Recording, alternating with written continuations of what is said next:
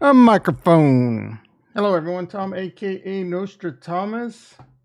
I am the Bombus. How's everyone doing today? How is everyone doing?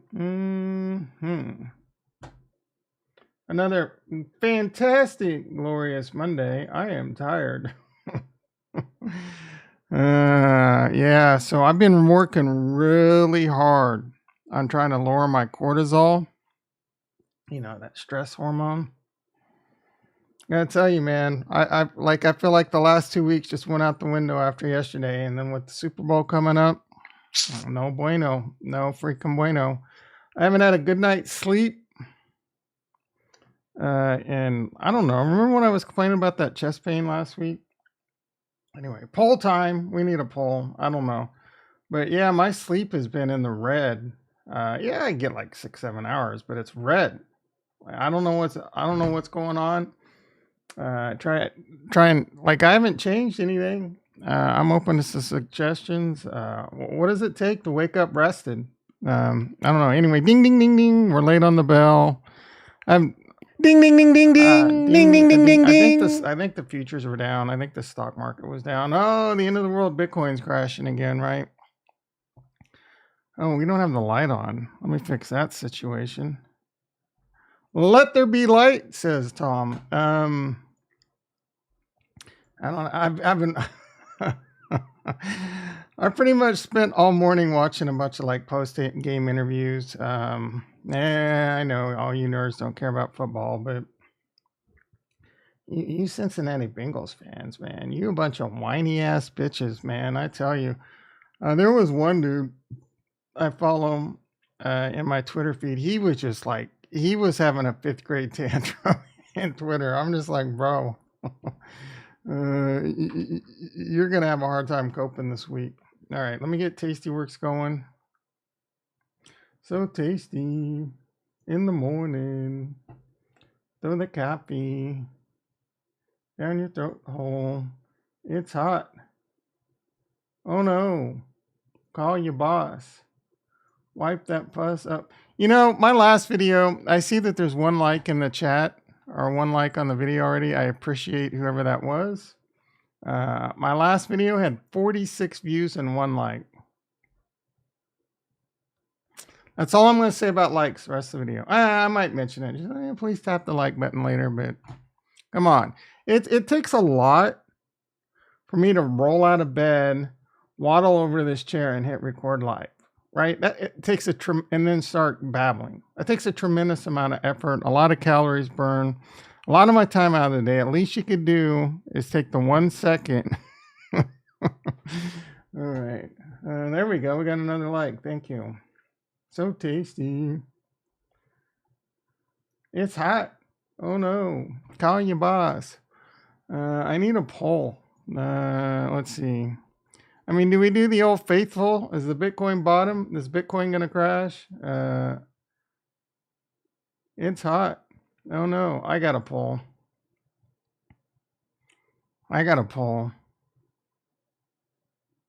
It's kind of a lame poll, but at least it's a poll.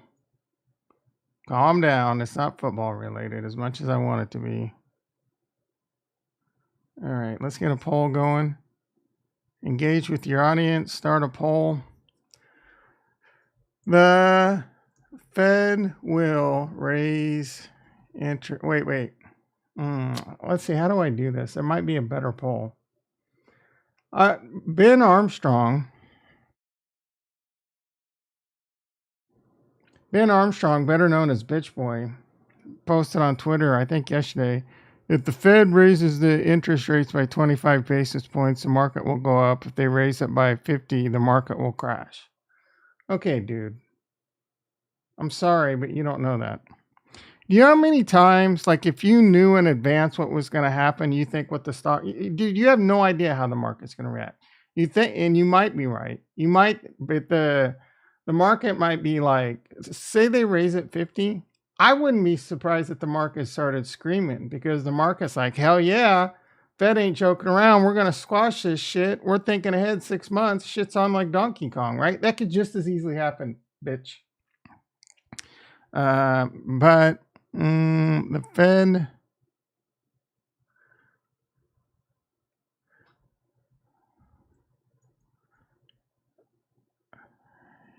We'll just do a simple one. Interest rates by 25, 50. I mean, it's pretty obvious what's going to happen. I kind of hope they come out and do a 50 burger. Who cares, right? As much as I'd love to see crypto start going to the moon, 100% 25 so far.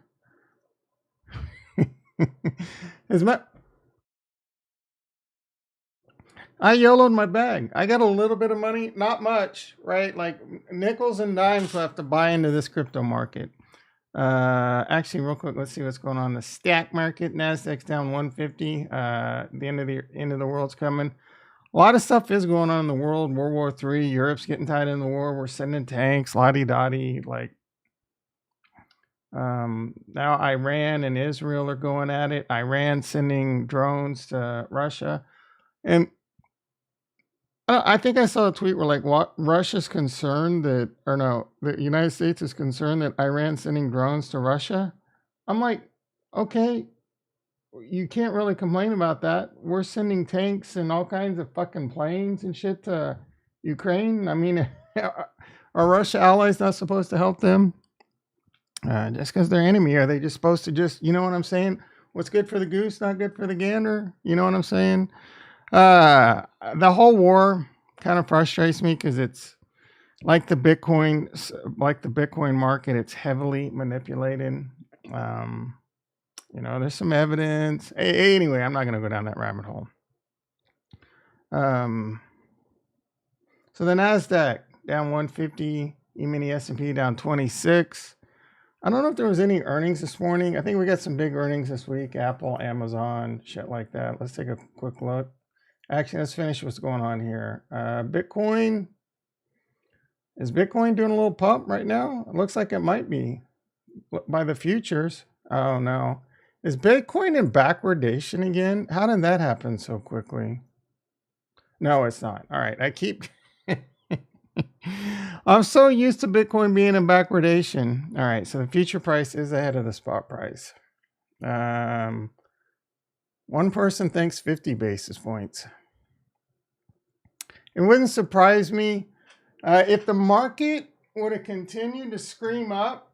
I think there'd be more of a concern for 50 basis points. But with it pulling back, and we will take a look at the SPX chart in a bit.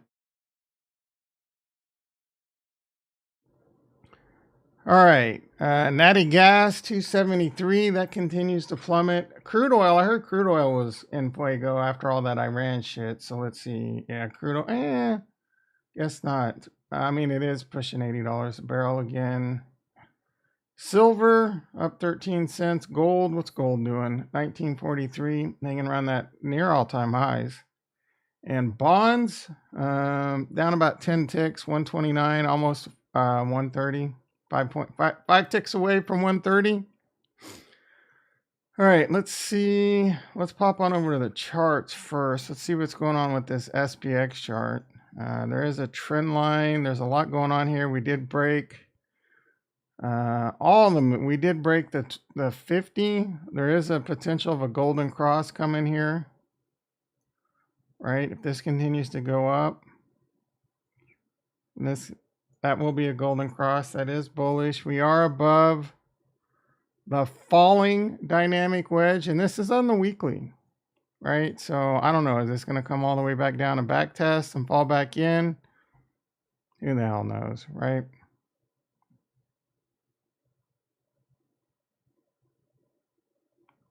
I saw someone posted on Twitter something like Goldman Sachs sees this rally continuing until like mid-February, which pretty much means they're selling their longs now. All right, so the NASDAQ, actually the SPX, we looked at this last week. I mean, technically we're out of a recession, right? Don't you have to be 20% below to be in a recession? 17%.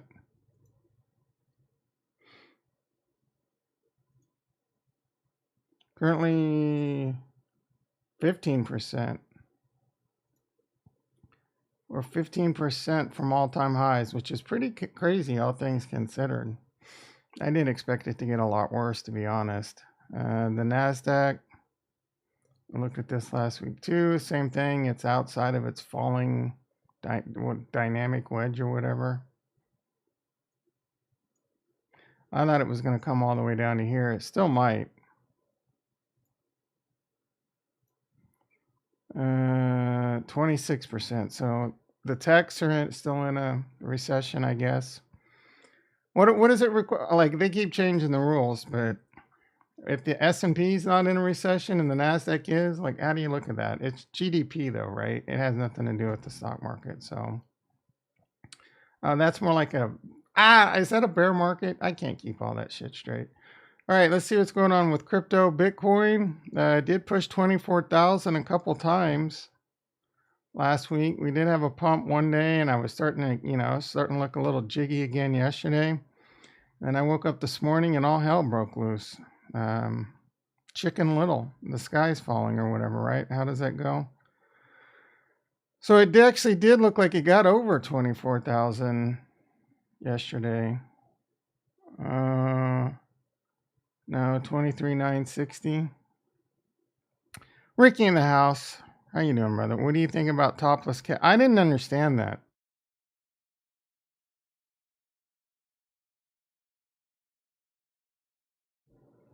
Oh, that was Kevin. Kevin freaking, Meet Kevin? I didn't know what was going on there. Like, where do you even get that shit, bro? Who is... You see me crying tears of Cardano for Cincinnati Bengals. Cincinnati Bengals fans. All right, where was that? In random? I didn't know who that was, bro. I really didn't. I didn't understand this shit at all. Where was that? Hot Alpha? Where was that? Shill Zone, Bitcoin, Cardano? Like, I know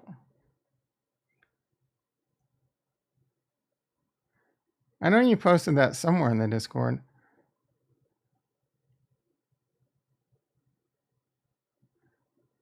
Yeah,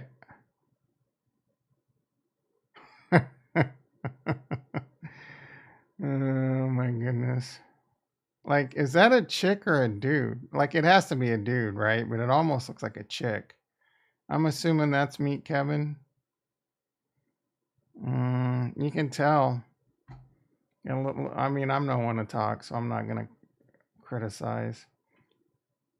All right, where were we? Bitcoin, 23,187. How far away are we? The 200 on the weekly? This is the big one. Not too bad. Not too far away. It's not going to take much. These are, I don't know, like Wednesday's Christmas, right? We're 3% away from some pretty big stuff here. 3% away from, like, I'm ready to say the bull market's on. Though personally, I think we're probably going to stay in a range for a while. Range for months. I'm not complaining. Look, I'm okay with the market going up. I'm okay with it going down.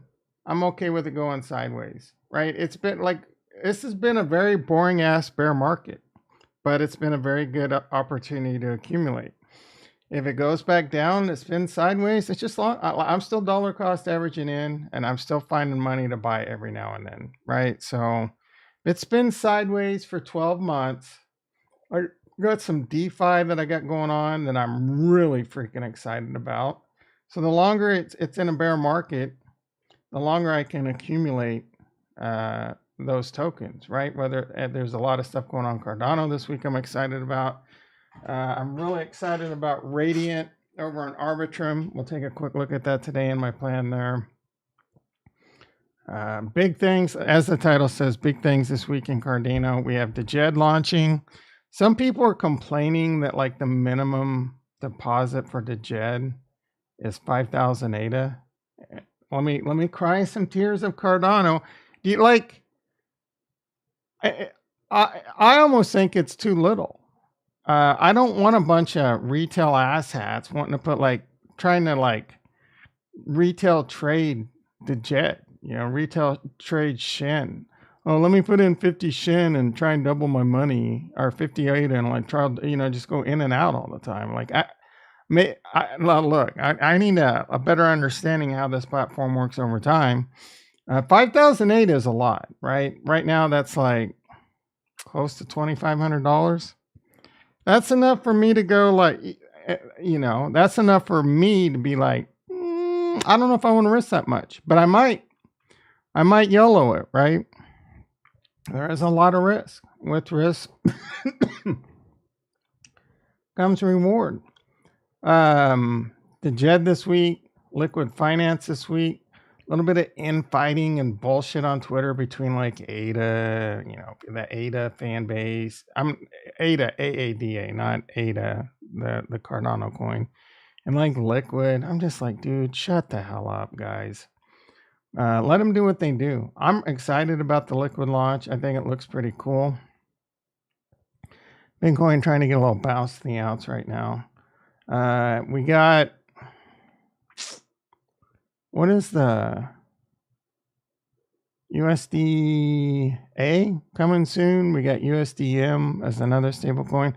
I'm excited for USDA. I'm excited for DGED. I would love to see both of these tokens or assets get listed on a couple real exchanges. I think the JED's getting listed on some, like, what was the exchange? I actually looked into it. I think it was US, the JED listing. I think it's US, like you can use it in the US unless you're like, sorry, Kurt, Texas. The JED exchange listing.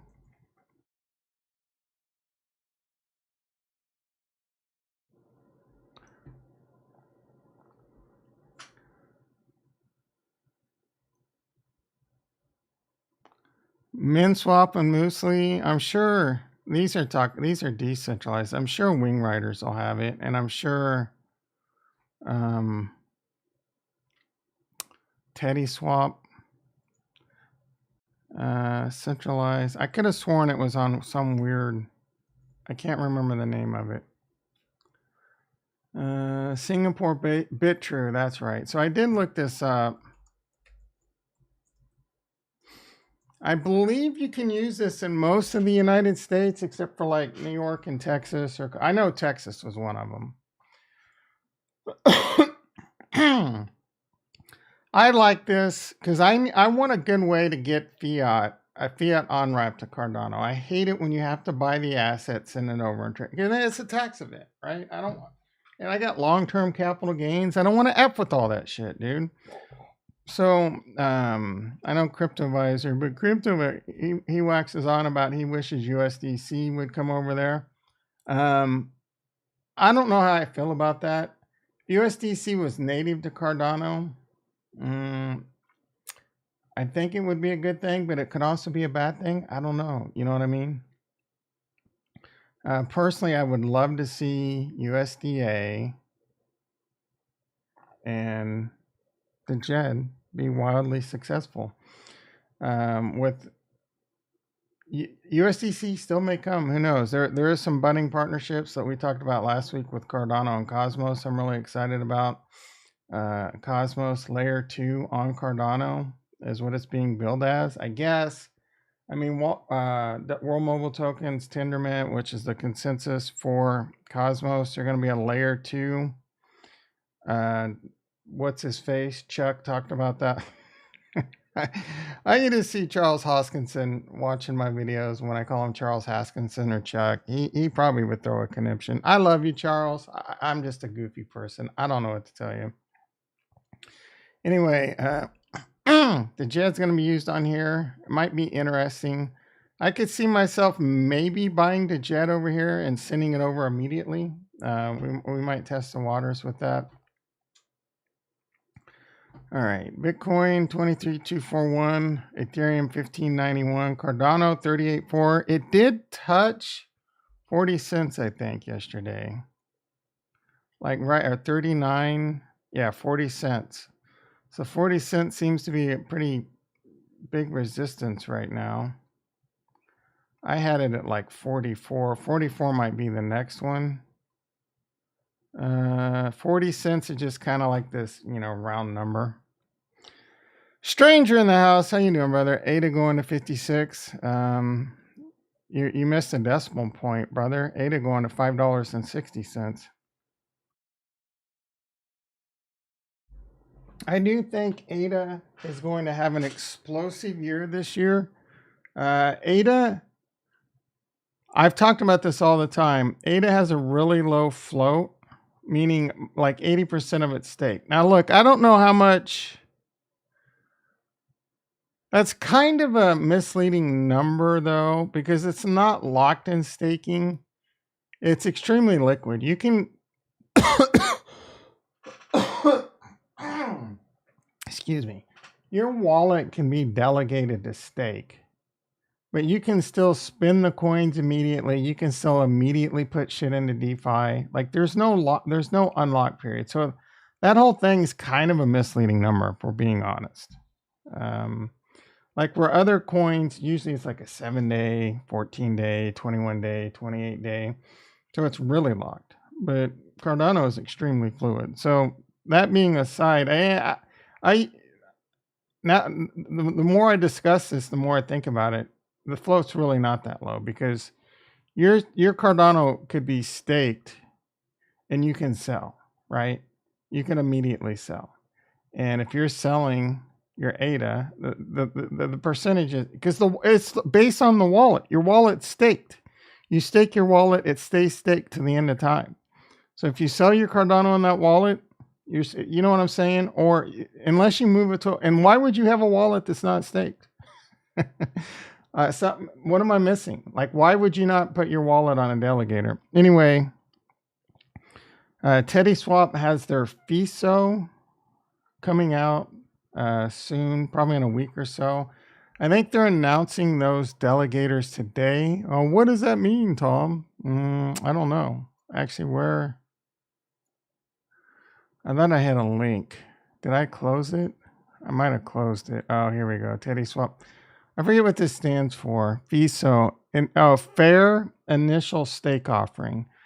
So these delegators, and hopefully most of them are small. I hate, and I really like how they're doing this. Remember my big complaint on Harmony Done was Tranquility, or Tranquil Finance was basically a mafia. I didn't talk about this a lot over on Harmony One, but I did notice it because I didn't, what? And I'm not going to make this mistake anymore because I didn't want to ruffle the fans of all the Harmony One Kool-Aid sippers. Lord forbid I'd say anything bad about Harmony One, and you guys would come out with the pitchforks.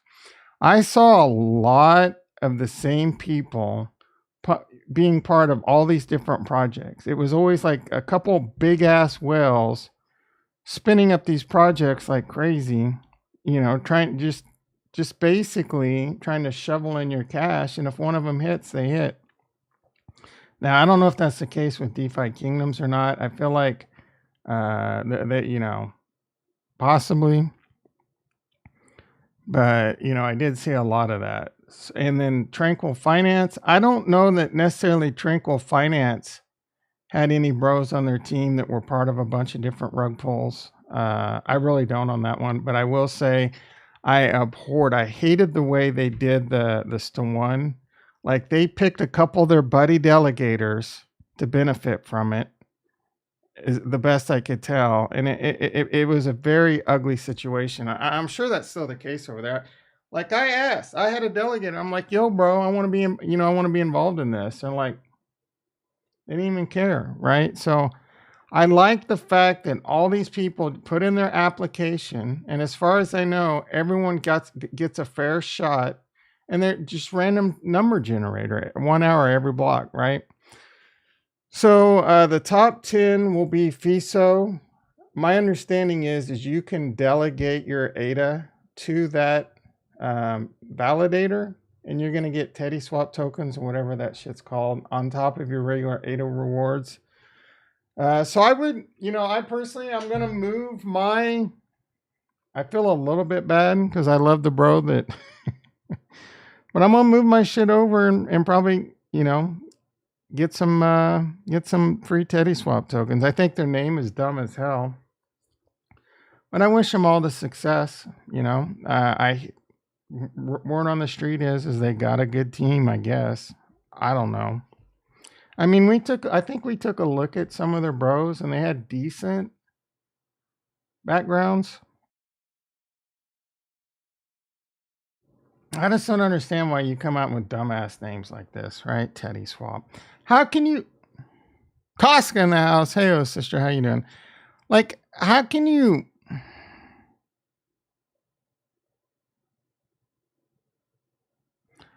are there Indigo Protocol's a decent name? I have no problem with Indigo Protocol. Liquid Finance, great name. Teddy Swap, stupid as hell. Sunday Swap. What is wrong with these corny kids? Wing Riders? Wing Riders, I'm not gonna lie. I'm not like getting your wings. Does anyone know that reference? I'm not gonna explain it. It'll probably get me banned from YouTube. But earning your wings, anyone know what I'm talking about there? Wing Riders is kind of a corny name. Men Swap. Men Swap's a cool name, except for it sounds like you're swapping men, right? It's a different men. Men. You know what I'm saying? That one's kind of weird too. I'm going green eggs and ham and Men Swap. I've got a lot of yield farming going over here. Anyway, enough about Cardano. Teddy Swap, like I said, you're going to be able to earn free Teddy by delegating your ADA to one of those validators that gets elected. We'll continue to cover that this week.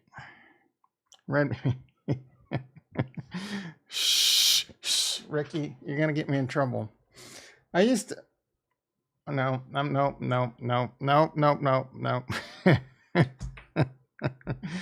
All right. Newnet is one I've been watching. Newnet, they're removing liquidity from Binance. Either way, this is some computational AI thing that's going to be a side chain to Singularity, which is a side chain on Cardano. All very interesting stuff. That's something I want to watch keep my eyes on. This Quinta, I did send some money over to Optimism. Let's see, how much did I send? Like 0.25 Ethereum. So this is a way to trade, leverage trade, perpetual futures. You can 1x, 2x. 1x or 2x, 5x, and 10x long and short. Several Bitcoin, Ethereum, and a few others. I do not recommend anyone engage in this activity at all. You're going to get your face melted off. A lot of people like Bitch Boy, I'll tell you, oh, I'm a great... You know what, Bitch Boy? Show me your books.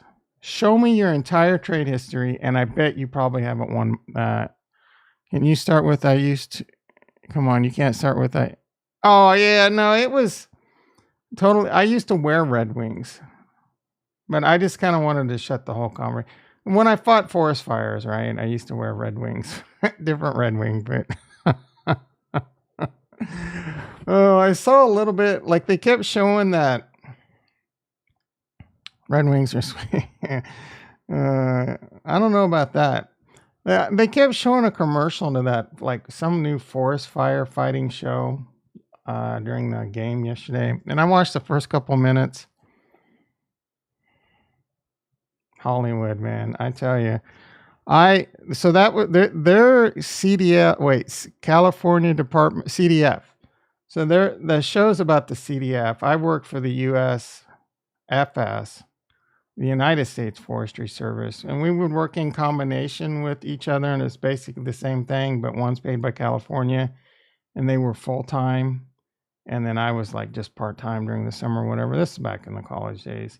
But that show was laugh out loud. Oh, you mean the boots? I was going to say, man, I don't know if the other one's something you do when you're drunk.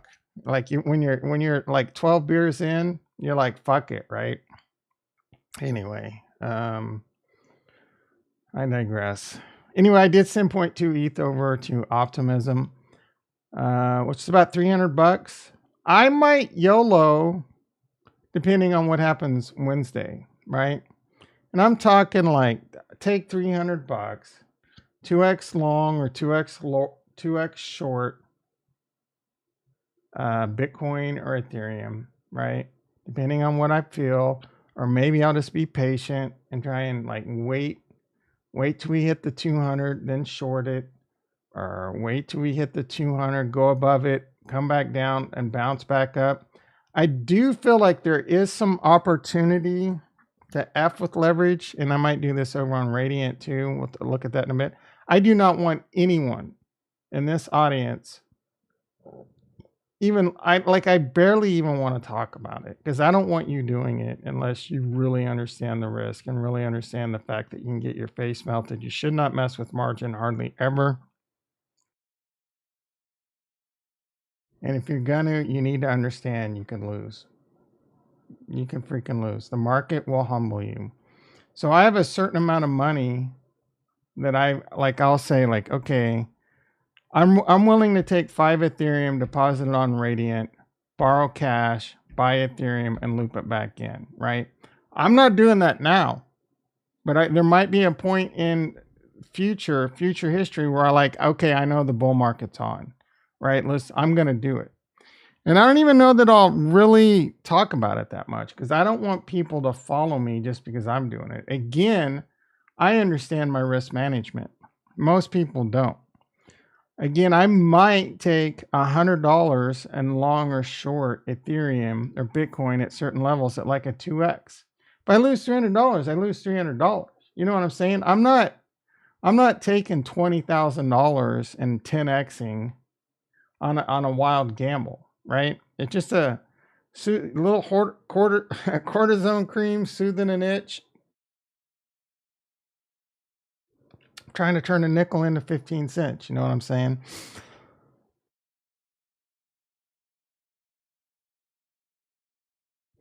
All right, let's pop on over to Radiant. This is what I'm really excited about. What's the price of Radiant? I bought this at like 10 cents. It got all the way up to like 14 cents over the weekend. It has pulled back down to 12 cents. I might add to this if it goes back down below 10 cents. I have about 5 Ethereum locked into this, and it's scary. It's a little bit scary because this is DeFi. I did do some research. I did read the white paper. There's not a lot to it. It's basically just like Aave and a little bit of what Tranquil has going on. I'll show you that in a bit. But if they rug pull or they get hacked, I can lose 5 Ethereum. And I don't really want to lose 5 Ethereum. I want to put more into this because I think it's so great. But at the same time, I'm just being safe. So I put about 4 Ethereum in there. And I've borrowed 3.5. And then I loop it back in, right? So I get 7.5 Ethereum earning me 2% and 1%. So 3% total. And then for borrowing it, I'm paying 8.4%, but I'm earning 15.62% in Radiant. So I'm earning overall. Currently, I think I'm making about $3 a day at current price doing this. For this, and my health factor score is a 1.77. You want to keep it above 1. Green is good. If it gets below 1, you will get liquidated. It would be pretty hard for me to get liquidated unless, because this interest rate is going up slightly faster. I'm owing slightly more Ethereum over time, right?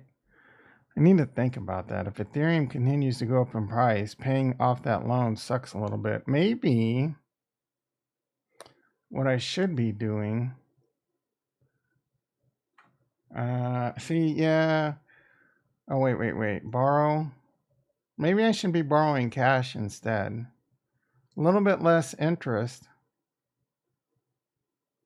Well, I mean, it's not the end of the world because, yeah, it kind of is. I think I'm going to change this to cash. Because as the price of Ethereum goes up, it's harder to pay it off. You know what I'm saying? The price of Ethereum's gone down a little bit, so I can fix that. So I'm not going to do that on stream. I'll do that later today. I'm going to change this to cash, and I'll probably go... well, the problem is, though, if you deposit it... Oh, it actually pays more than Ethereum. So, yeah. So, see? Live and learn, right? My mistake. My bad. I'm going to pay off my Ethereum loan. And the good thing is Arbitrum, it doesn't cost as much to do these transactions. If this was Ethereum, it'd cost me $1,000 to do all this shit. Now, you got to be careful when you do this. Let me show you real quick. I will go through one.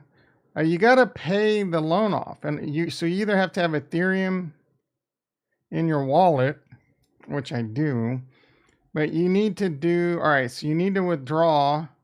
And if I were to go max, my health factor is 1.01.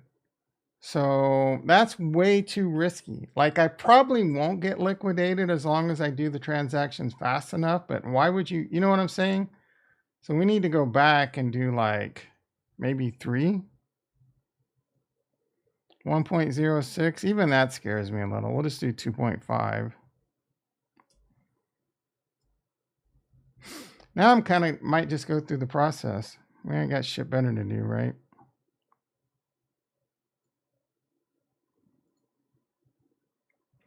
Let's see how much all this racks up. So 21 cents.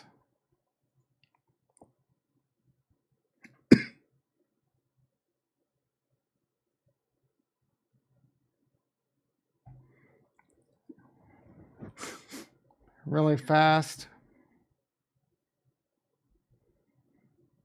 Watch me get liquidated. All right. Next health factor. What does that mean? All right, whatever. Let's see, 5 Ethereum. Let's see, repay, max.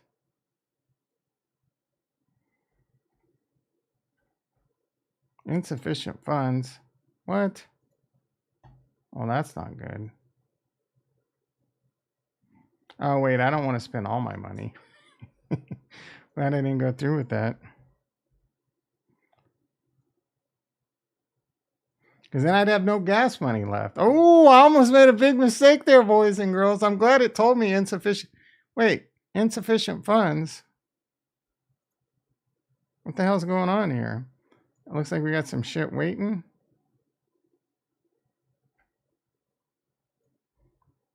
Oh. Let's try this again. I got 2.75 ETH, repay. All right.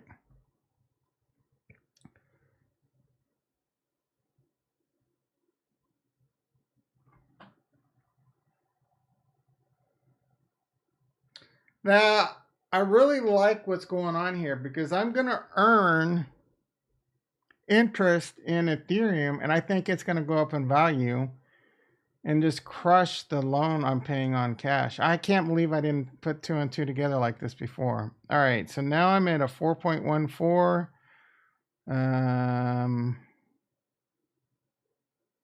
Let's withdraw like 1.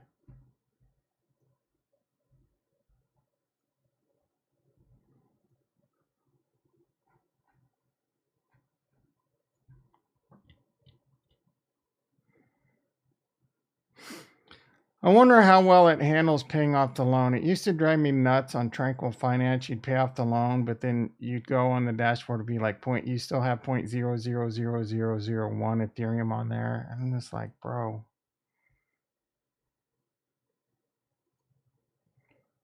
Repay, max.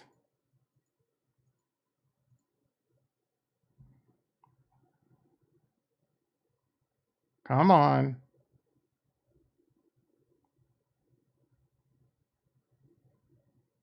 So each one of those transactions on each one of these transactions on Ethereum be probably like $40 to $140. I spent up probably like $2 or $3 here by making a mistake and fixing it.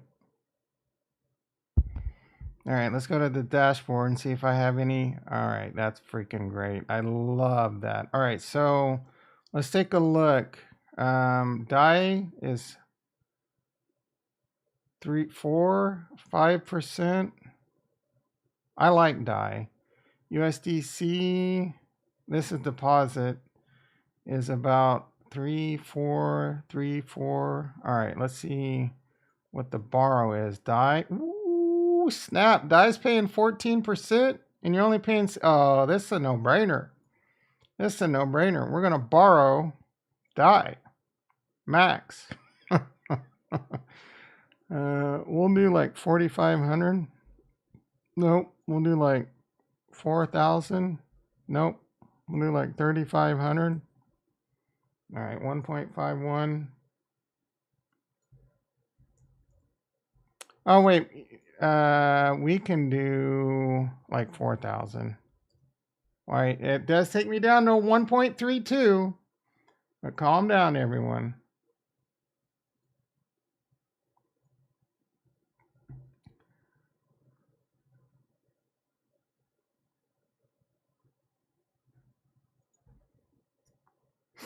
Watch, just wait. Just wait. Wait for it. 4 people in the house, 4 likes. Thank you very much.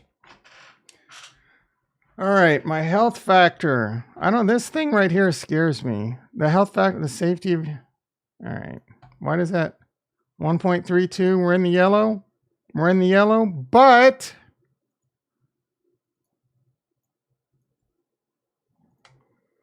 I have not approved DAI yet, so that's going to cost me a little money, 11 cents. Oh no.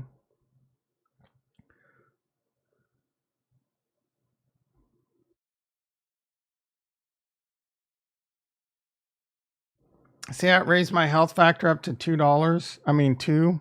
I should borrow some more, and I might.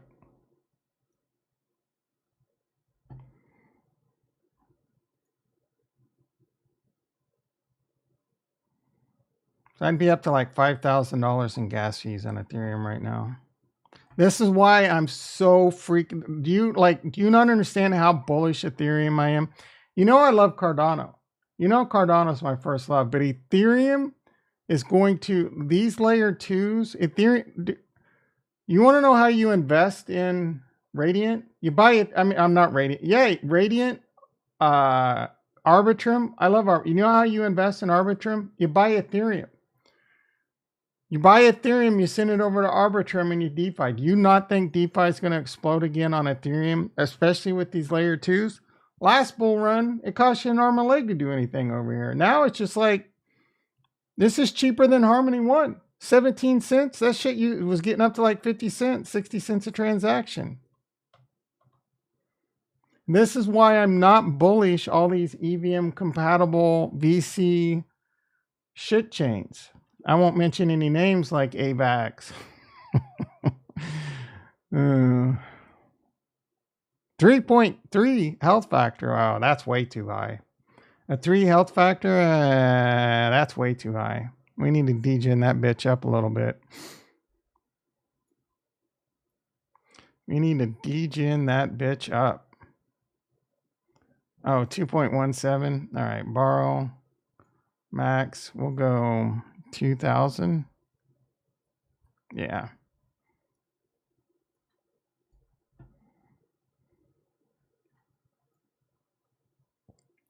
And it's gone. Now again, just because you see me doing this, do you like, if you don't understand this at all, I do think it would behoove you to learn it, but you need to understand the risks. There's DeFi risk here. There's team risk. There's protocol, Radiant protocol risk. They could get hacked, right? So if you, like I have 5 Ethereum over here, and if I wake up tomorrow and it's gone, I knew the risk, right? I want new health factor. Jesus Christ, scare me much? Okay, 1.45.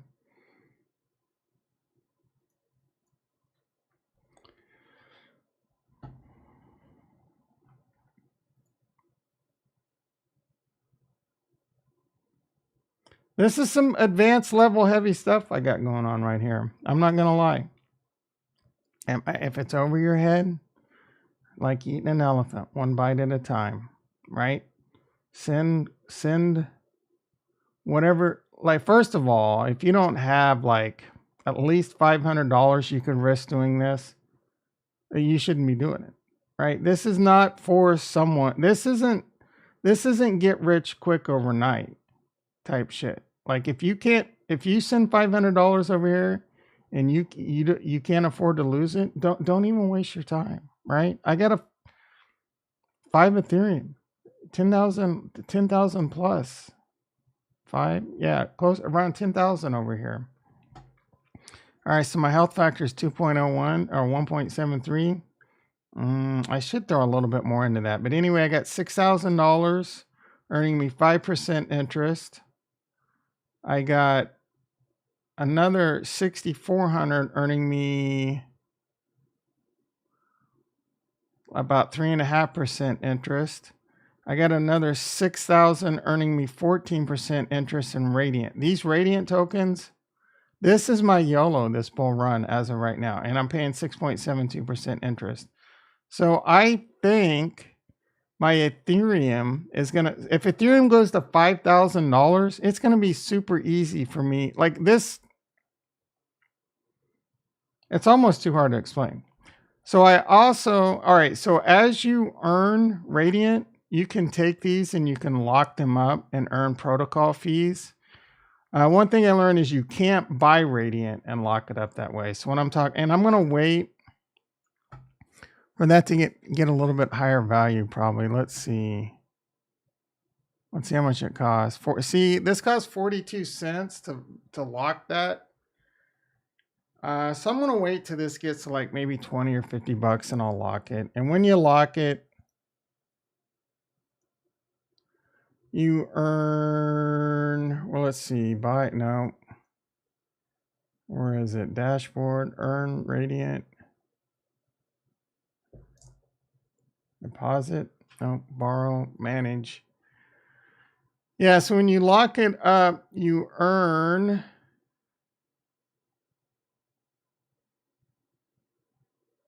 protocol fees. So you earn 50% of the platform revenue from the borrowing and lending, and it gets paid in this right here. So that's really cool. So I'm taking my Radiant tokens. I only have like 92 cents locked up right now.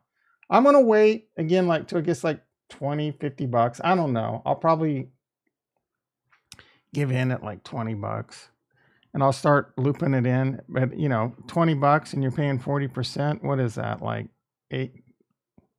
I mean, it's a large percentage. So anyway, you lock that in, you do earn protocol fees. I'm also doing the liquidity pool. The liquidity pool is pretty badass. That's earning me Radiant. My daily revenue on that's $3.30 a day, roughly $100 a month right now. My initial, so you pull Ethereum, you pull Radiant token. You do have to understand a permanent loss. I'm not going to really go over that right now. The way I look at it is I do think Radiant is going to vastly outperform Ethereum, but as these Radiant tokens go up in value, it's just going to kind of dollar cost average out and buy Ethereum for me. I'm okay with that. And I'm earning 62% interest on it. And it's the same thing. You earn Radiant rewards and you can invest that and you can earn protocol fees. The reason this is a beautiful platform. I love it a lot. And the main reason I freaking love it is, look at this. It's on Arbitrum, which I think is going to blow up in DeFi. So I'm farming the shit out of Radiant. Like it's my YOLO right now. Greg in the house. Long time no see. How you doing, brother? Why do you think Radiant is a good play? Why use it over Aave? Because of the risk versus reward. First of all, I like it. I mean, let's look at Aave, or we can look at Aave, but look at this. This is why I love it. $14 million market cap on a layer 2 that I think is going to be massive in the next DeFi summer. DeFi summer, DeFi spring, DeFi fall. You know what I'm saying. DeFi is going to come back in a big way. I think a lot of people are going to flock to Arbitrum and Optimism, and I think Radiant could explode. I think there's a 10x plus in Radiant, right? So I can earn a shitload of Radiant right now for minimum risk. Aave, it's safe.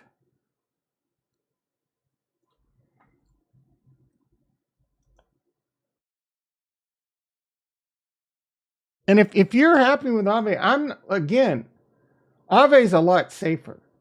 That, you know what I'm saying? You don't have to worry about Aave rug pulling you or getting hacked anywhere near as much as I do. So the risk reward, a lot greater risk, but it's going to be a lot higher reward. Yeah, there you go. Yeah, I look, dude, I have no problem with your investment thesis, as the cryptovisor would say. There is nothing wrong with being safe. Like I said, I took 5 Ethereum and I said, this is my YOLO. I'm taking this Ethereum and I'm like, I'm willing to risk this for a much higher rate of return. And I think Radiant is going to go to, $1 plus. Like, this shit could explode. Could you imagine? It's possible for this. Like, dude, DeFi Kingdoms hit $1 billion. If Radiant hit $1 billion, what is that? Like a 80x? And I'm earning Radiant hand over fist right now, and I'm going to lock it in. And I think a lot of people are going to come, to the same conclusion. I'm early and I'm taking the risk. If you look at,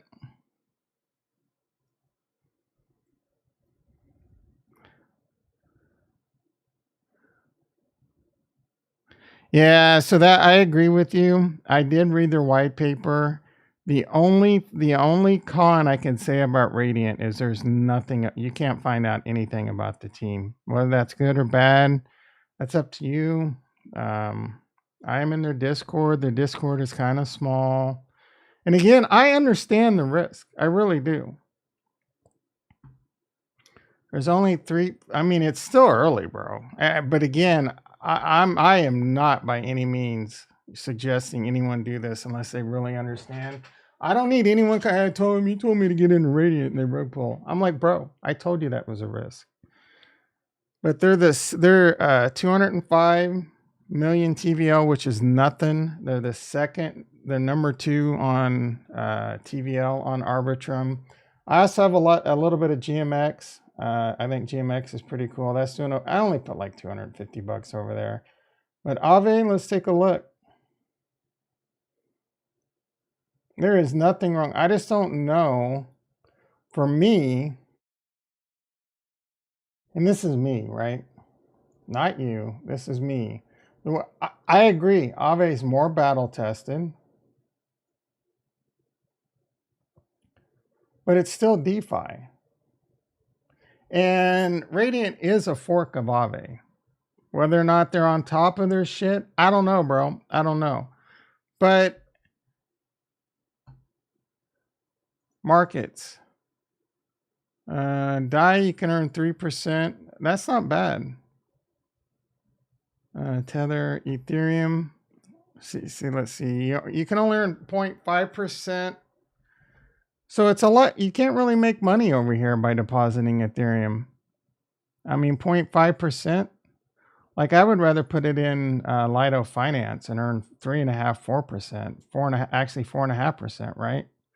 That's a different type of risk. I would love to see these markets allow you to deposit staked ETH. That would be amazing. Stable coins. This is a good place to do stable coins, I guess. I mean, if you're willing to risk losing your, it is DeFi, right? There's risk, but Aave is much more battle tested. I agree. But the yields, it's just hard. It's a harder to make. You know what I'm saying? For me personally, It's not worth the risk to be in wrap Bitcoin and then deposit it on here to earn 0.31%. For me, that's just not worth the risk. Same for Ethereum. It's not worth the risk for me to deposit Ethereum and earn 0.5%. I don't, there, you can loop it, but yeah, if you loop it, you're going to start losing money for sure because you're borrow. Well, you deposit Ethereum, you earn 5%. You can borrow, I don't know what that is, USD coin, pay 2%, and then loop it back in and earn points. I don't like, there's not a lot to do here. Oh, okay. Yeah. So those are another interesting things I love about these platforms. I agree with you. If you want to hedge, your Ethereum, this is a great way to do it. Aave is probably a better way to do it. Let me think about that. You're paying a lot to hedge though. So you deposit Ethereum, you borrow Ethereum, you sell Ethereum into USD. So you're paying 2.5% carrying cost. And then you could put the cash back in and earn 2%. So you're paying about a little less than 1% carrying cost. I guess that ain't that bad. But you can do the same thing over on Radiant and probably make money. And those numbers will come down over time. Look, dude, like I said, this is some YOLO money.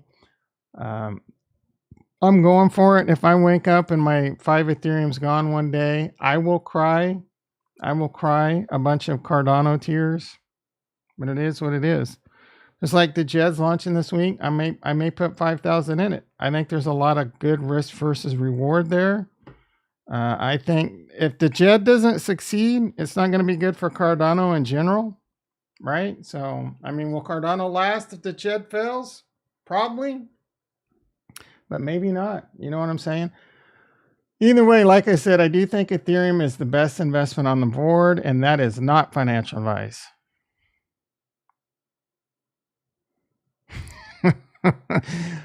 You bought a what is an M? I know, no, Mutant Ape Yacht Club. Let's see what them bitches are going for. Look at you.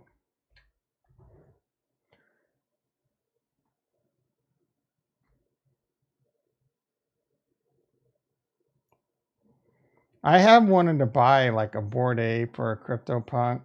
What is the floor? Mutant Ape's definitely the cheaper way to do it. 15 ETH. Is that about what you paid?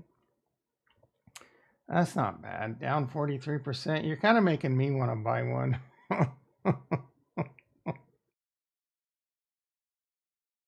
No, I ain't about to throw another 15. I think that I think that's a good investment. Got the sewer pass airdrop from it, which nice. You're staking, and then you can stake and you earn ape coin. So if I buy one of these, I can stake and earn ape coin. I can no longer get some airdrop, but that probably means the prices of these came down because of that, right? You probably paid a bit more than 15 ETH. What does the sewer thing do? I'm borrowing all the ape that I'm staking, netting like 5. Oh, nice. I would be careful with ape. They have a huge unlock this year, so there's going to be a lot of selling pressure on that coin. But personally, I think a mutant ape is probably a decent investment. But yeah, you understand the risk. It might not be. Like, I like it personally, but yeah, I'm not getting into NFT. I'm not getting into Ethereum NFTs. I'm trying. Oh, there's a sewer pass. Did you sell it? What does this do? Bengals had to go against the refs, and the announcer was such Ricky. Like, what the hell is wrong with you, bro? You're just trying to get my goat, right? All right. 2 questions for you, Ricky. Do you think it was intentional grounding, and do you think that was a good call on Mahomes uh, you know, unsportsmanlike, pushing him out of bounds. Oh, cool. I hope you make a lot of money on it, bro. So was the roughing the passer, was that a good call? And was the intentional grounding a good call? That's all I want to know. And I will say this to all you crybaby Cincinnati Bengal fans. You had a chance to win it. When there was, like, when we punted with, I don't know, like 2.5 minutes ago, I thought it was over. All you had to do was get in field goal range and win the game, right? No, but the refs, did the refs put themselves in Chris Jones' body and sack Burrow? No, they didn't, bitch. Of course, you make that call all year. Like, are you supposed to not? If it was Burrow, bro, that call gets that gets called every fucking time. He had 2 feet out of bounds, and he shoved a $250 million quarterback. That gets called every time. If that was Burrow, and what, like Gay was out, but if like if Chris Jones or Frank Clark did that, I'd be like, you dumbass, right? Of course that's going to get called, bro. Or you not, what is that? The NFL is very clear about making that call. Are you all of a sudden not supposed to make that call? Like, do the rules change when it's 2 minutes to go in an AFC? You make that call unless there's 2 minutes to go in the AFC Championship game? Is that what the rules are in the rule book? I got an idea. Don't frustratingly shove the quarterback when he's clearly out of bounds, bitch. Oh my goodness, dude. All right. Fuck you, Ricky. You little whiny bitch ass. Like, don't make me. Don't make me. I've been watching. Look at this. This guy made an entire video of how it was rigged. Little bitch ass whiny Cincinnati Bengals fans. I've never seen so much crying in my life. Over. Do you understand? Kansas City was down to a practice squad wide receiver. They lost 3 of the 4 top wide receivers. They lost their star cornerback, and they lost one of their top linebackers. And you still can't beat them. Cry me a river. Cry me a river. Go out there and handle your business, bitches. I didn't complain last year when Mahomes, of course I complained that Mahomes had a meltdown, but I didn't go out there and say, oh, Cincinnati, blah, blah, blah. No, great game. You won. If Cincinnati would have won last night, if they would have drove down that last 2 minutes, great game. Of course I'd be devastated, but I wouldn't take to Twitter and whine, or some small YouTuber, and cry and whine like a little bitch. He barely touched him. Dude, you are just trying to get me pissed off, right? There is no way. What am I doing here? Did I not loop this in? I don't know what this is. Did I not loop more money in? Let me check this real quick. Yeah, I'm good. Oh, I was looking how much it would cost to vest it. All right, we're going to take a quick look at this, bitch. So the AFC Championship game between the Cincinnati Bengals and Kansas City Chiefs was hyped up to be a historic rematch from the season prior when Cincy edged out the Chiefs in a nail-biter. Both teams had huge names leading the that happens often in sports. Referees can sometimes... All right, look. If you're complaining about this, it's ugly, but he did call the play dead, right? So I don't, you know what I'm saying? And Mahomes, the next play, I think, Eli Apple had, look, that's just bad breaks, bro. All right, so first they're complaining about this. What are you going to do? It's ugly, but he blew the play dead, and no one could hear it because it's so loud there. Sometimes get in the way of the action. Team ready to head on to the... All right, so let's see what he's complaining. It was at this moment when referees said the clock had moved without their notification. Second down play in that series. 3 3rd and 9. Was there 3 of them? I don't understand that. I think there was just 2, right?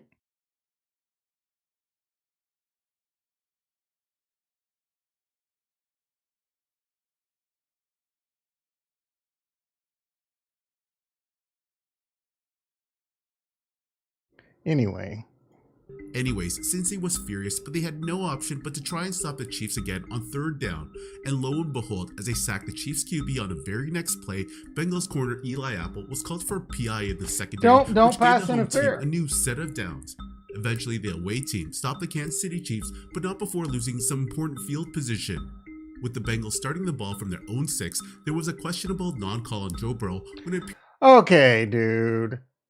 That doesn't get called most of the time. Like, I bet you $10 million we could go find a play where the same thing happened to Mahomes and it didn't get called. Like, you want to talk about a flop? Are you fucking kidding me?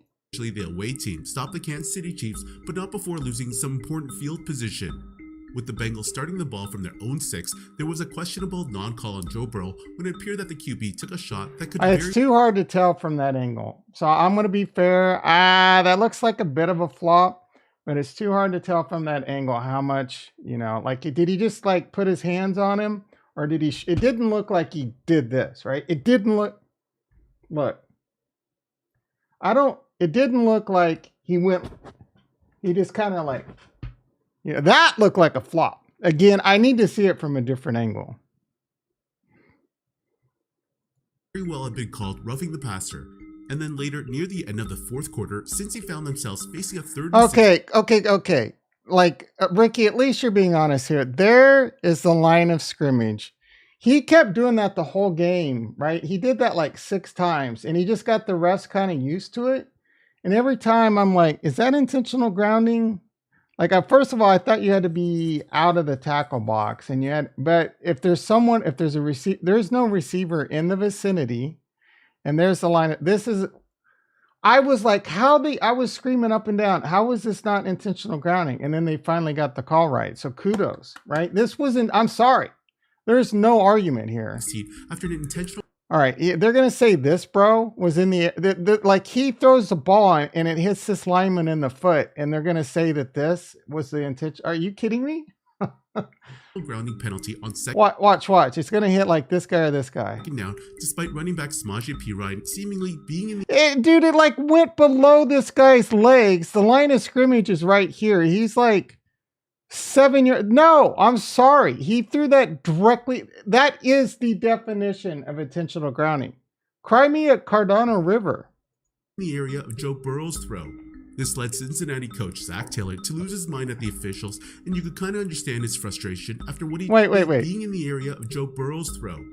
Okay, like, are you, because the ball bounced up, he's in the area? It goes between this guy's legs, seemingly being in the area, bounces up, and he's in the area. Coach Zach Taylor to lose his mind at no way he catches that. You can kind of understand his frustration. No, I can't. What he just witnessed in the span of a couple minutes. Then there were 2 other missed calls against the Bengals that had NFL fans up in arms. One here from Scott. Okay, I don't like, maybe. In a span of a couple minutes. Then there were 2 other missed calls against the Bengals that had NFL fans up in arms. That one's a tough call. One here from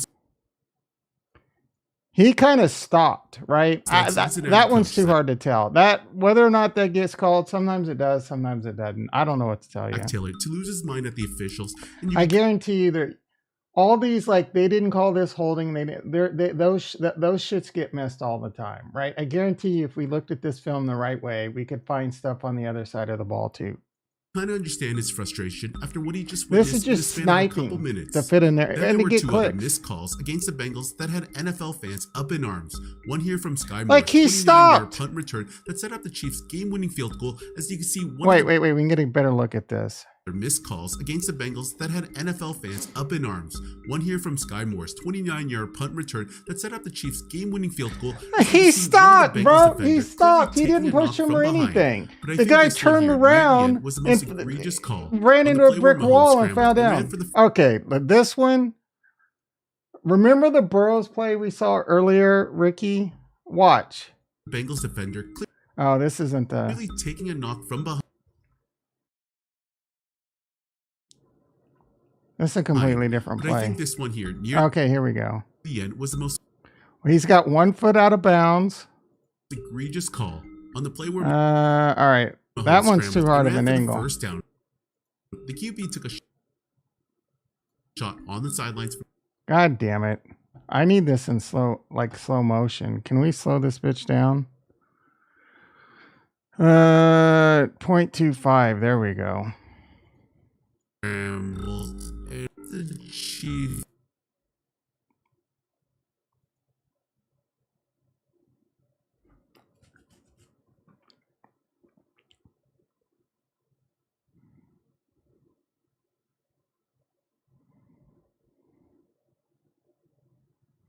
One foot, 2 foot, push. Push in the back, right? Is that a flop? Like the dude's running on one bad foot, going as fast as he can, and he gets shoved in the back. How many of you would not fall to the ground? Elite athlete or not. That's a big dude. And he clearly way out of bounds, dude. You can't do that. I'm sorry. I don't like that gets called all year long. That gets called all year long. You're supposed to not do it now. If that was Joe Burrows and it was the shoe on the other foot, I'd be like, you dumb mofo. Like sorry, don't do it. Don't do it. And then he like goes, all right, look. 1 foot out of bounds. As the second foot's going out of bounds, he like, is there a little bit of, maybe, but if Joe Burrow's, come on, dude. You can't call that my ass. Second foot is out and now shoved in the back. It gets called every time, bro. Every freaking time. Every time. If Kansas City does that to Jalen Hurts in the Super Bowl and it costs them the game, it's a penalty you can't make. It's pure and simple. You're not going to hear me crying. You didn't. Well, I wasn't streaming on YouTube, but Kansas City, Mahomes' first year in the league, they should have beat the Patriots and went to the Super Bowl. But no, dumbass Frank Clark lined off offsides. I didn't blame the refs. Frank Clark was clearly offsides. I didn't go analyze the whole game and be like, oh, this, and that, right? Stop your crying. You lost. Honestly, Kansas City's a better team. I hate to tell this to you. I've thought this the entire Kansas. I love Cincinnati. I think Joe Burrow's a great quarterback. Jamar Chase is freaking amazing. That other receiver, Higgins, is amazing. Their tight end's amazing. Right, they got a great team, but they're in trouble because they're all on rookie contracts. Their defense is good. Their defensive coordinator is amazing. But I've always thought Kansas City was a better team. Kansas City was up 10 points last year in the AFC Championship. What's-his-face came out and had a great scheme. Mahomes meltdown. Kansas City lost in overtime. They could have won that game. Earlier this season, Kansas City was up like 10 again and then kind of had a little, they blew it. They could have won this game on the road in Cincinnati. Kansas City did this, losing McCole Hardman, Kadarius Toney, and Juju Smith-Schuster. They were out there with a practice squad wide receiver and Mahomes on one leg. And they were still able to pull it off. Again, Cincinnati had every and I thought they were.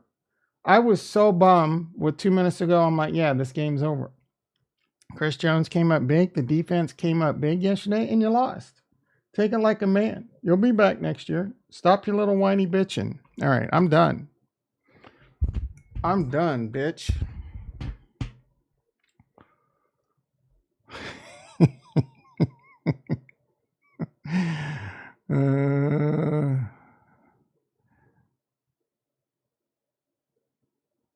Yeah, Tom Brady gets all the calls. I didn't even know the line rule.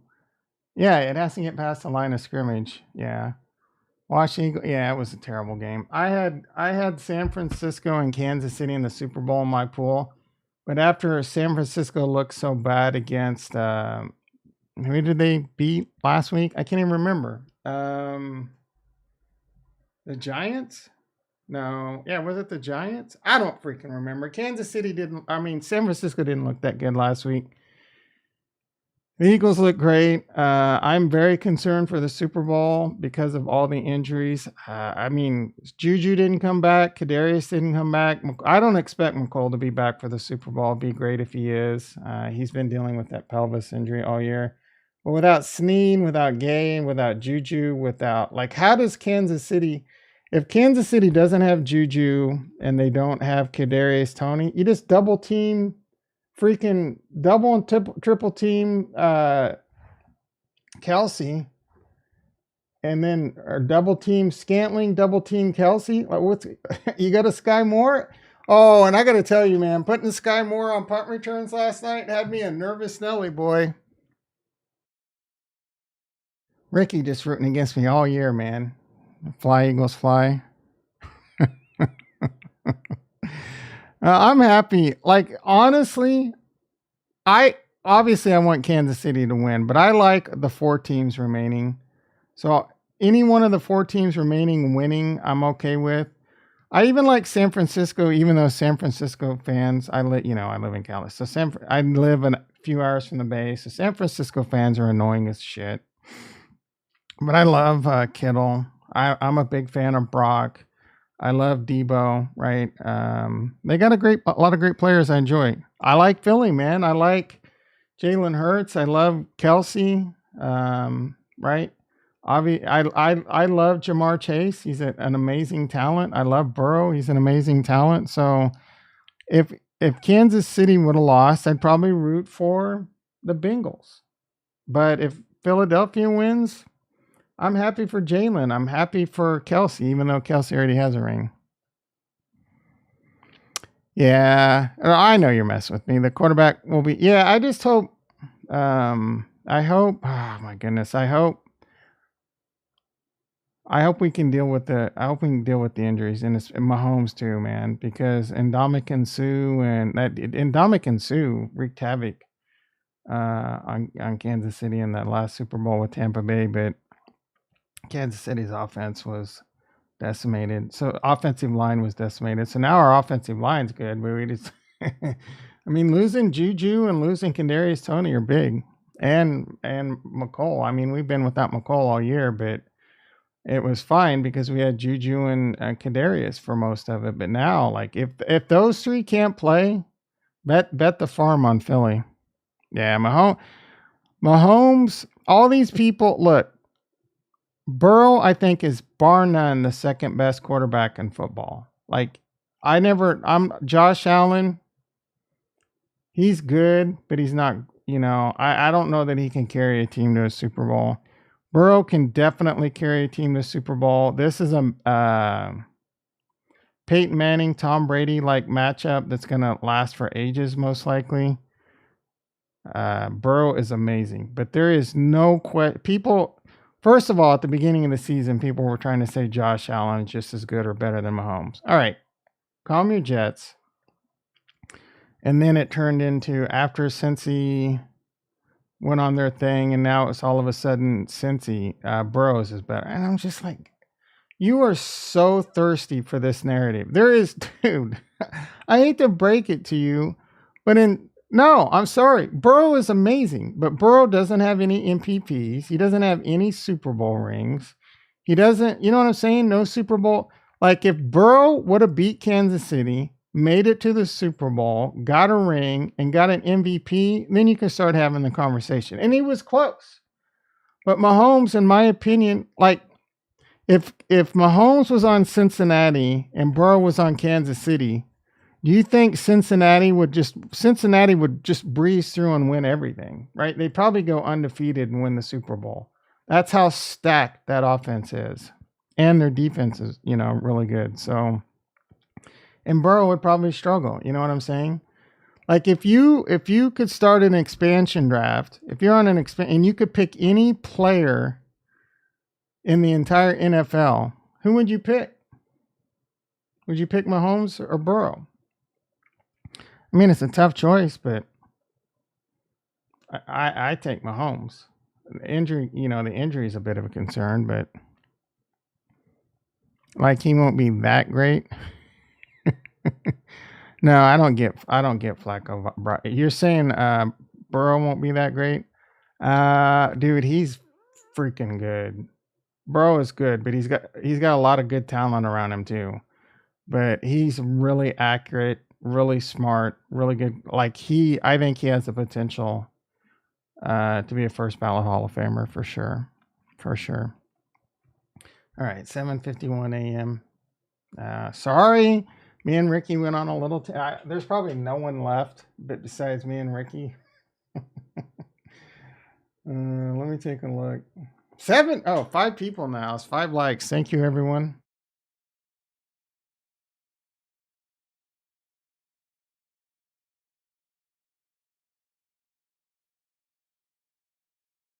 Anyway, if I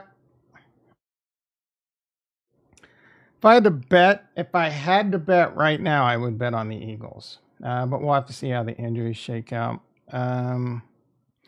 A fully healthy Kansas City. Are they better than the Eagles? I don't know. I really don't. I think a fully healthy Kansas City and a fully healthy Eagles game, it's probably a good pick 'em. I don't know. We'll see it. It's really hard to judge because Kansas City defense starts like 5 or 6 rookies. But they say they're not really rookies anymore, and the Spag defense takes a long time to learn. They are getting in stride. They're getting hot at the right time. So hopefully it's a good game. As long as Kansas City is in it and has a chance to win at the end, I'm happy. Obviously, I want them to win. If they get blown out, if they're down by 35 at halftime, obviously I'm not happy. As long as Kansas City is healthy and in it with a chance to win at the end of the game, Mahomes can come out and do his thing. I'm happy. You know what I'm saying? All right, let's see what's going on with the stock market. The NASDAQ now down 224, continuing to bleed down. What's Tesla doing? Tesla down $9, making the ladies holler.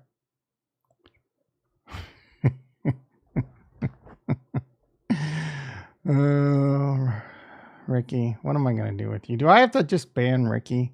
How did the poll come out? 10 votes. Wow. I am really surprised by this poll.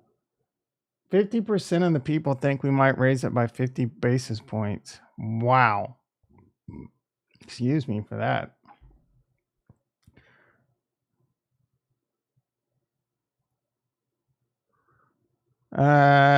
I don't know that they changed. I'm not sure.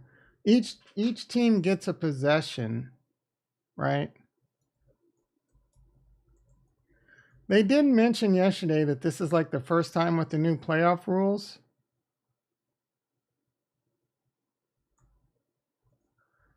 But I thought each team gets a possession. Let's see if the score is still tied.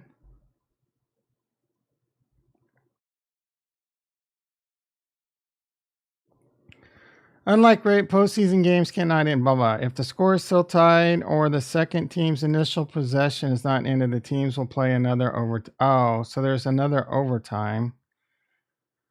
Play will continue regardless of how many overtime. There are 2 minutes. The captain, each team has an opportunity to pass the ball in overtime. Each team gets 3 timeouts during a half. You know, one thing that I thought was weird yesterday, I thought if you win a challenge, you got another one. So Kansas City challenged and lost. So they lost their first. Do you have to win the first one and the second one to get a third one? But I thought if you won a challenge, you got one back. But Kansas City used a challenge on that MVS play where he reached. You know, it was like, that was a tough call. Otherwise, it would have been 4th and 1. That was huge. That was huge that they got that, but then lost the challenge. I mean, won the challenge, but lost getting another. The same is if there's still the fourth, there will be a coin toss.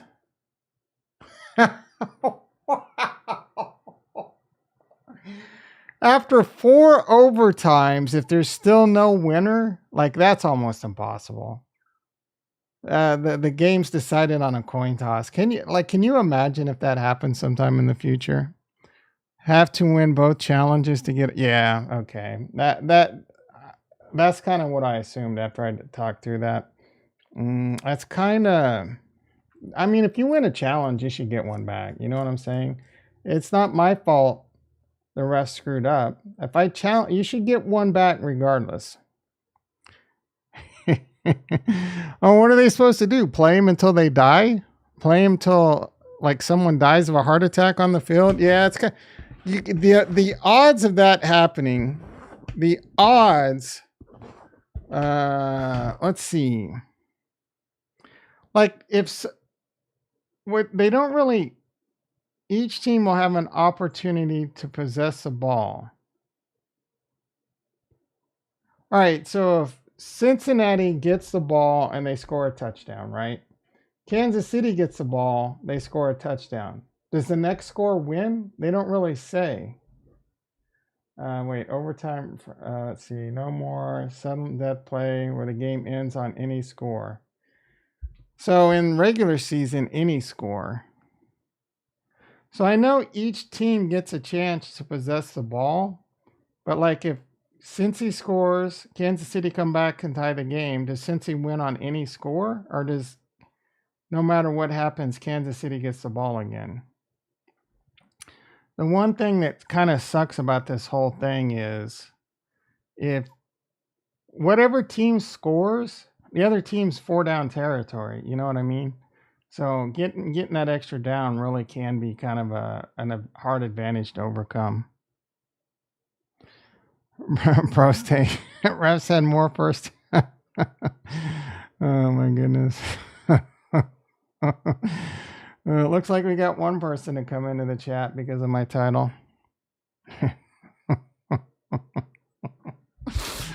How many? Like what? I don't. So just stop being whiny little bitches, you Cincy. Thomas blind. I guess, man. If Joe Burrows would have got shoved out of bounds, Bengals fans would have been going ape shit if it wasn't called. I'm sorry. That's the biggest gripe you have about the. Don't, instead of griping about a call that was called right, gripe about the fact that your team didn't produce when they had the ball with 2 minutes to go in the game and the odds were in their favor to win the game, right? Bitch about that. Your team had a chance to win it and they didn't do it. Last year, Kansas City had a chance to win it and they collapsed in the second half. You didn't hear me going to Twitter blaming the refs, right? I've never seen so many people cry about all these calls, right? I'm sorry. I'm not a Bengals fan. It doesn't matter whether you like them or not. The call was a good call. If it was Burrows and they called it again, there would have been no complaining for me. It was an obvious he shoved him out of bounds. The NFL is very clear about protecting these quarterbacks. These quarterbacks make this league a lot of money. You cannot shove a quarterback 2 feet out of bounds, right? I get that he's running, but he can most definitely control going like that. He can that's going to get called every time. And you don't stop calling it because it's 2 minutes to go or 30 seconds to go in an AFC championship game. If it was on the other side of the ball, I would have been like, you dumbass. And that's how most reasonable people see it. The only people complaining about that call are Chief haters and Bengal fans. The only people complaining about that call.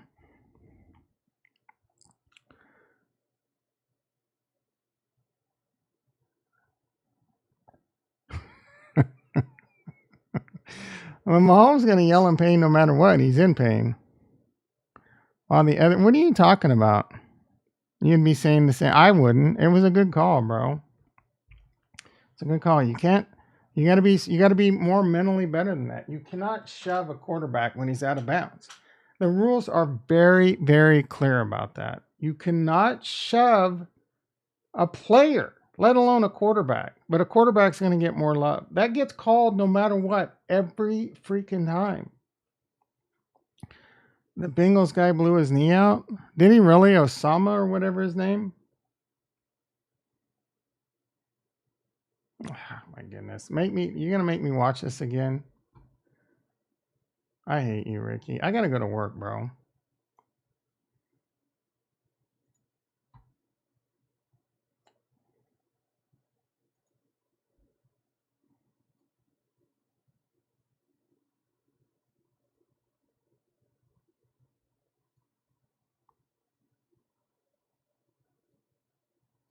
One foot out.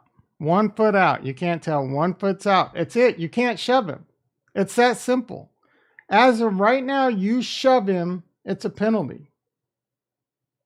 That rule doesn't change because of the situation of the game. That rule is the rule. This is not a bend it rule, right?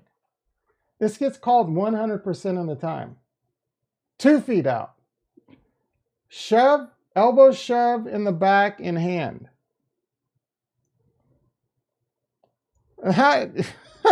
Like his entire, like, you understand that's like a 250-pound person, the amount of force that's coming into someone like that could have injured him. That could have ruined his career, right?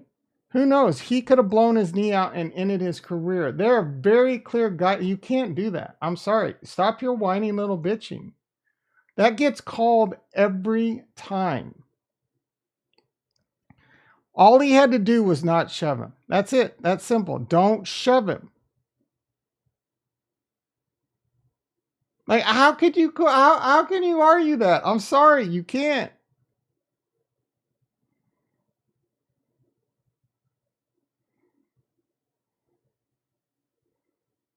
This isn't football in the 70s anymore. He's way out of bounds, bros. You can't do that. This is a $250 million quarterback.